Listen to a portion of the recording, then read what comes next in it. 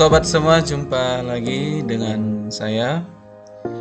Pada kesempatan ini kita kembali berjumpa, dan pada video kali ini akan tetap membahas tentang program pemerintah yang dikeluarkan oleh Kementerian Pendidikan dan Kebudayaan, yaitu tentang guru belajar.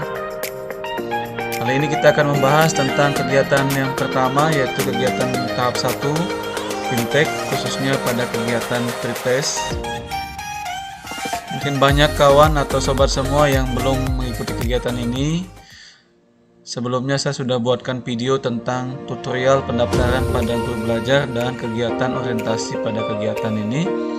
Kali ini kita akan masuk ke kegiatan tahap 1. Kegiatan tahap 1 masuk ke tahap BIMTEK, yaitu kegiatan yang dilalui setelah kegiatan orientasi selesai. Pada video sebelumnya kita sudah bahas tentang kegiatan orientasi. Sekarang kita akan bahas kegiatan pada tahap 1, yaitu kegiatan BIMTEK. Tampilannya seperti ini. Kegiatan sedang berlangsung. Kita akan tekan tanda mulai, dan ini tandanya masih 0% selesai. Saya belum sama sekali ikut kegiatan dan saat ini kita akan mulai kegiatan untuk tahap 1. Tekan tanda mulai. Ya, setelah kita masuk ke tahapan BIMTEK, akan tampilannya seperti ini. BIMTEK guru belajar selama masa pandemi COVID-19 tahap 1. Prosesnya masih 0% selesai. Pada kegiatan tahap 1 ini ada 54 step kegiatan, dan ini masih 0 ya. Jadi masih ada 54 kegiatan yang perlu dilalui. Nah, di sini akan disampaikan pada tahapan ini akan dilalui beberapa kegiatan. Namun sebelumnya kita akan disampaikan tentang kegiatan tujuan khusus. Jadi pada kegiatan BIMTEK ini dibagi menjadi 6 kegiatan. Yang pertama adalah konsep pembelajaran jarak jauh, kemudian konsep kurikulum pada kondisi khusus, yang ketiga konsep asesmen diagnosis awal, kemudian yang keempat konsep asesmen diagnosis berkala, model pembelajaran jarak jauh, dan yang keenam penggunaan teknologi dalam pembelajaran jarak jauh. Ini masing-masing memiliki tujuan. Kemudian untuk kelancaran pelaksanaan pembelajaran ini, Anda diarahkan untuk 1. Mengikuti instruksi pembelajaran dengan teliti. Yang kedua, mempelajari secara seksama semua konsep. Yang ketiga, mengisi kuis sesuai kondisi Anda sebenarnya. Yang keempat, melakukan latihan secara mandiri dan berkala. Ya. Tadi ada 6 kegiatan itu. Yang pertama,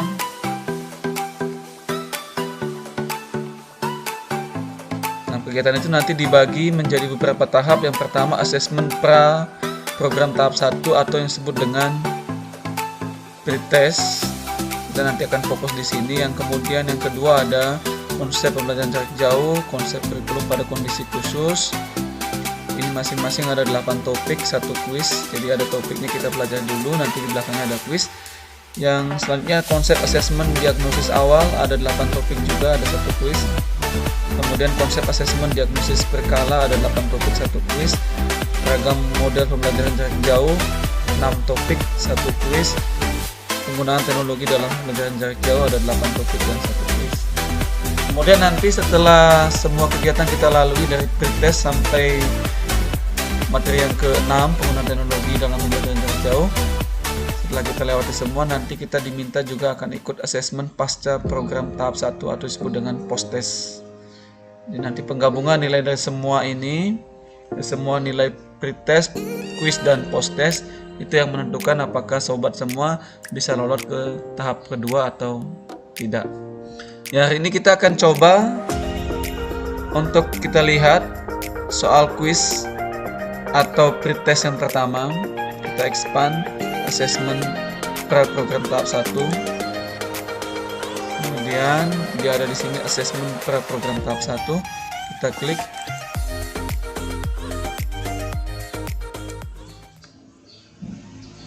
Ya, nanti akan muncul seperti ini.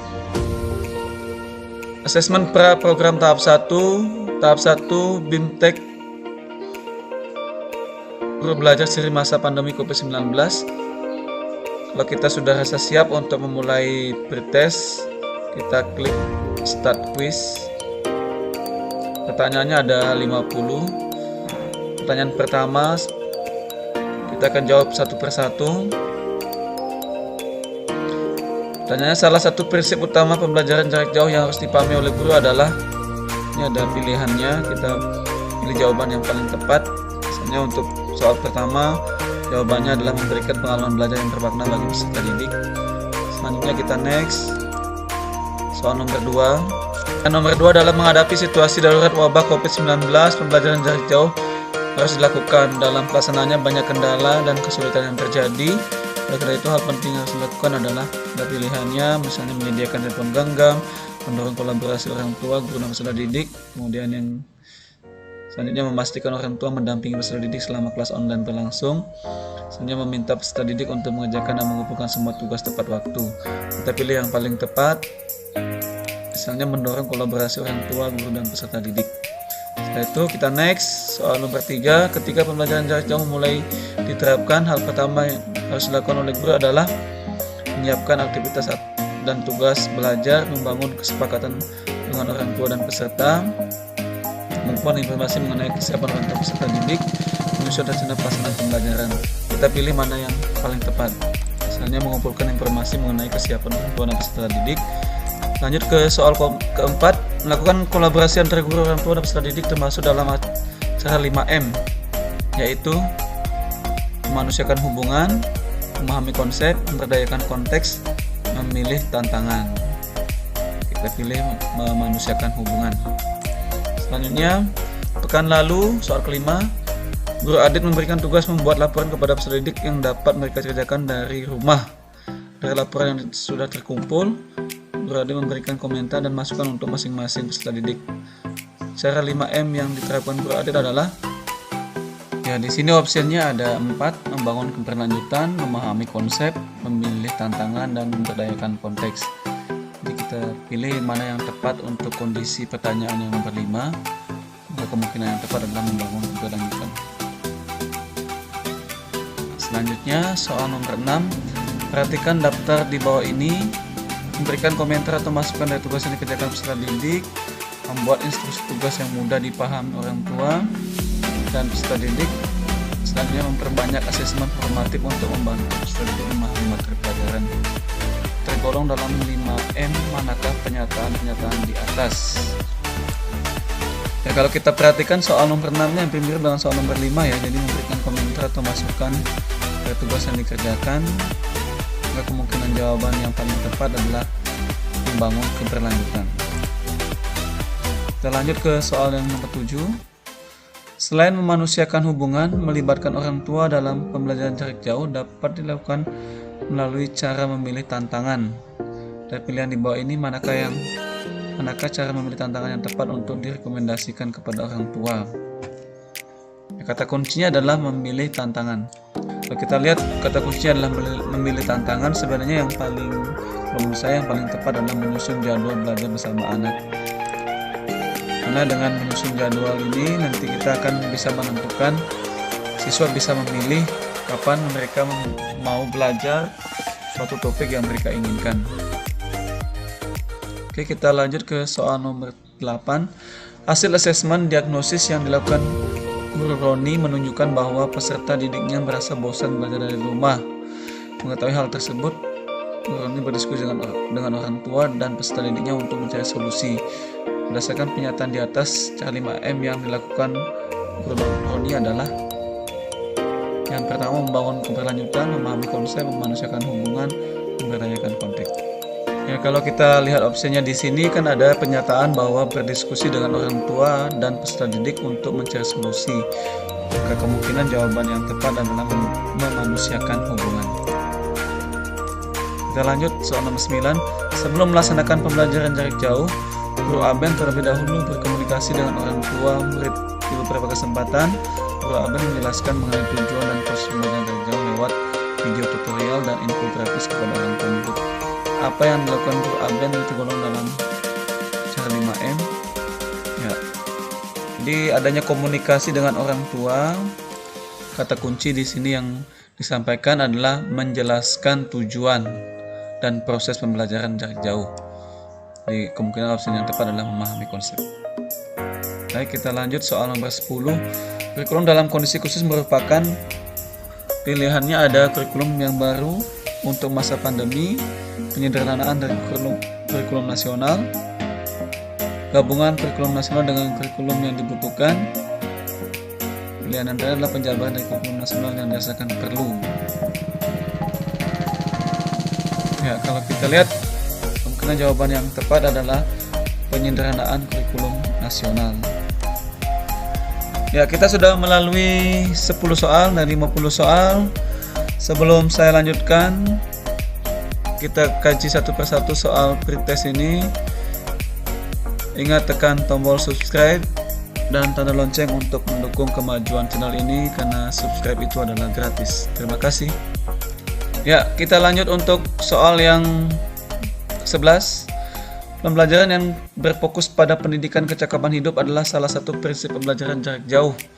Anda dapat menerapkan prinsip tersebut dengan memberikan aktivitas. Kata kuncinya adalah pembelajaran yang berfokus pada pendidikan dan kecakapan hidup. Ya, opsi yang tepat adalah ada 4 opsi, dan menurut saya yang paling tepat adalah pilihan yang kedua, yaitu pembelajaran penjumlahan dan pengurangan dengan menggunakan alat makan, karena ini paling dekat dengan siswa. Pertanyaan yang ke-12, berikutnya adalah merupakan tujuan utama pendidikan adalah konsep, keterampilan, konteks, atau kompetensi. Ya, yang paling tepat menurut saya adalah kompetensi. Soal nomor 13, 4 kemampuan yang menandai penguasaan kompetensi pada siswa adalah, ya, untuk soal nomor 13 kemungkinan jawaban yang tepat adalah menalar, kemandirian, keterampilan, dan ujian bermakna. Kita lanjut soal nomor 14. Guru Adi memberikan tugas proyek secara berkelompok dengan jangka waktu pengerjaan 1 bulan. Selama proyek berlangsung, Guru Adi meminta peserta didik untuk memberikan laporan setiap minggu. Guru Adi juga memberikan komentar dan masukan di laporan mingguan peserta didik. Dari cerita di atas dapat diketahui bahwa pembelajaran yang dilakukan oleh Guru Adi berbasis konten, konsep, kompetensi, atau topik.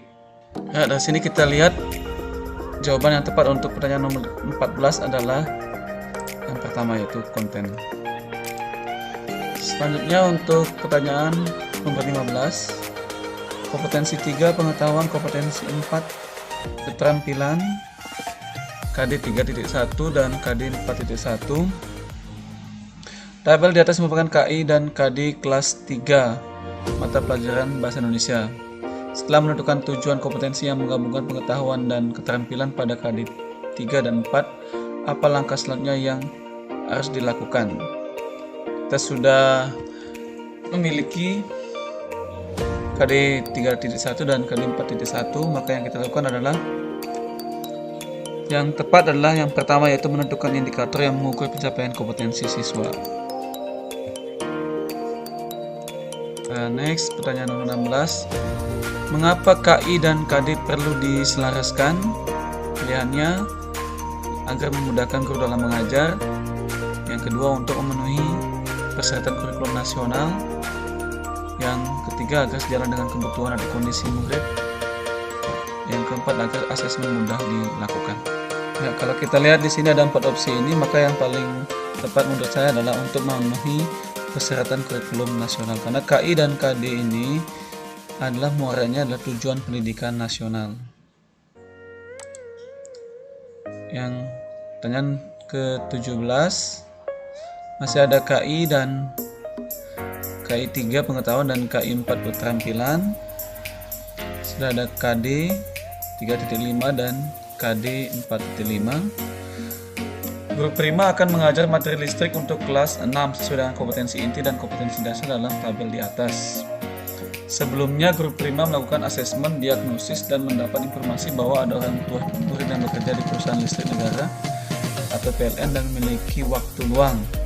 Dari informasi tersebut, manakah aktivitas pembelajaran cocok untuk diterapkan oleh Guru Prima? Opsinya ada memberikan tugas menulis makalah tentang cara kerja listrik. Yang kedua, membuat acara talk show bersama orang tua murid yang bekerja di PLN. Kemudian mengajak murid menghitung meteran listrik di rumah. Yang keempat, meminta murid belajar mandiri di YouTube. Nah, kalau kita kata kuncinya di sini ada orang tua siswa yang bekerja di PLN dan topik materinya adalah tentang listrik. Maka kemungkinan jawaban yang paling tepat adalah membuat acara talk show bersama orang tua murid yang bekerja di PLN.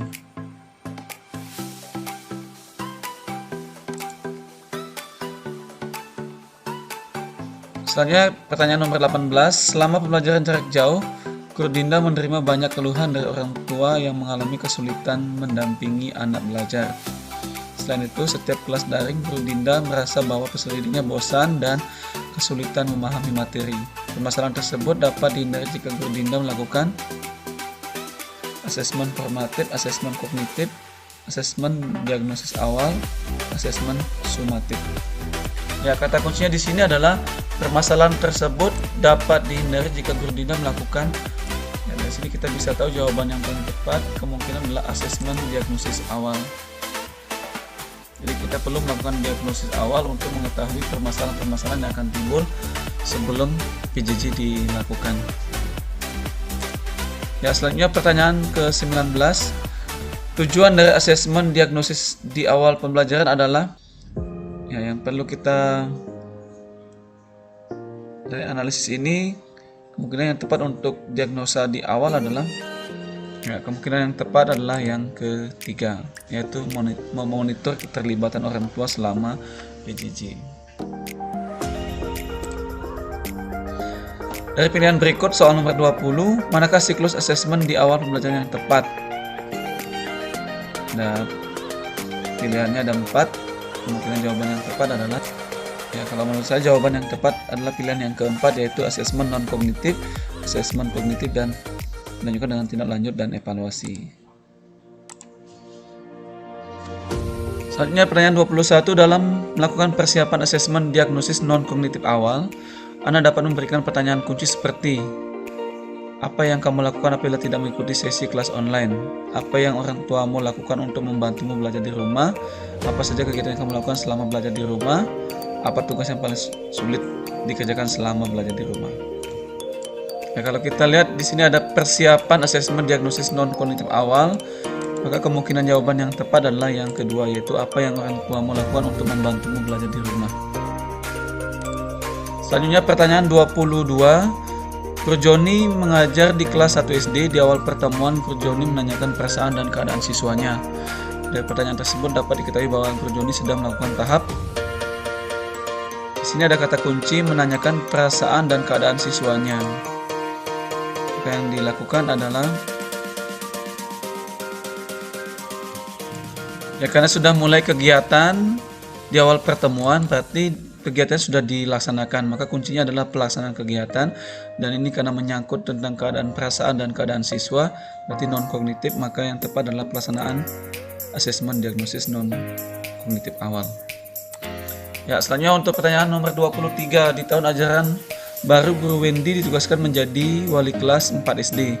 Sebelum tahun ajaran dimulai, Guru Wendy mempersiapkan banyak hal untuk pembelajaran jarak jauh.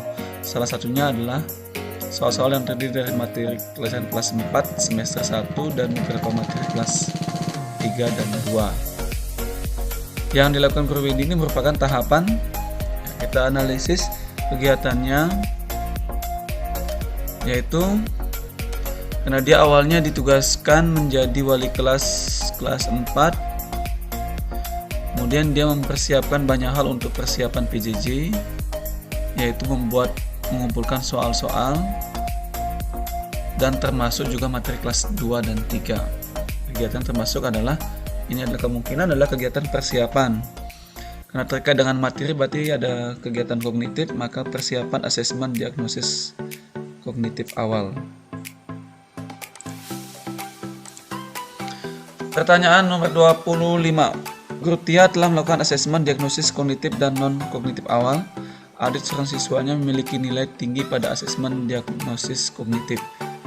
Namun, pada asesmen diagnosis non-kognitif, adik mengatakan bahwa dia tidak menyukai kegiatan pembelajaran jarak jauh yang gurunya berikan. Dari cerita di atas, tindak lanjut yang Guru Tia lakukan adalah, Jadi dia sebenarnya memiliki nilai kognitif yang tinggi, tetapi pada diagnosa non-kognitif awal menyatakan tidak menyukai kegiatan PJJ. Maka yang perlu dilakukan adalah, ini ada 4 opsi. Kegiatan yang paling penting atau tepat dilakukan adalah memberikan pilihan aktivitas pembelajaran jarak jauh yang diinginkan, yang ingin dilakukan oleh adik. Yang keempat. Ya. Nah, kita sampai ke soal nomor 25. Setelah melakukan asesmen diagnosis kognitif awal, ISMA surat siswa kelas 5 memiliki hasil asesmen dengan nilai 1 semester di bawah rata-rata kelas. Dari pernyataan tersebut, tindak lanjut yang dilakukan guru kelas 5 adalah, jadi kata kuncinya memiliki nilai 1 semester di bawah rata-rata kelas. Maka yang perlu kita lakukan adalah, karena dia memiliki nilai di bawah rata-rata kelas, maka yang menurut saya tindakan yang tepat dilakukan adalah mengelompokkan siswa dan dengan nilai di bawah rata-rata kelas untuk mendapat pelajaran tambahan, sehingga bisa memenuhi nilai rata-rata kelas atau bahkan bisa lebih tinggi. Baik sobat semua, kita sudah sampai di soal nomor 25. Kita istirahat sejenak. Mungkin kita cukup dulu sampai di sini. Nanti untuk pembahasan atau review soal nomor 26 sampai soal ke 50 akan saya tampilkan pada video YouTube saya yang kedua. Kita bertemu sampai di sini dulu. Tetap mendukung channel ini sambil kita istirahat sedikit. Ingat tekan tombol subscribe untuk kemajuan channel ini dan tetap berkunjung ke channel ini. Terima kasih dan sampai jumpa.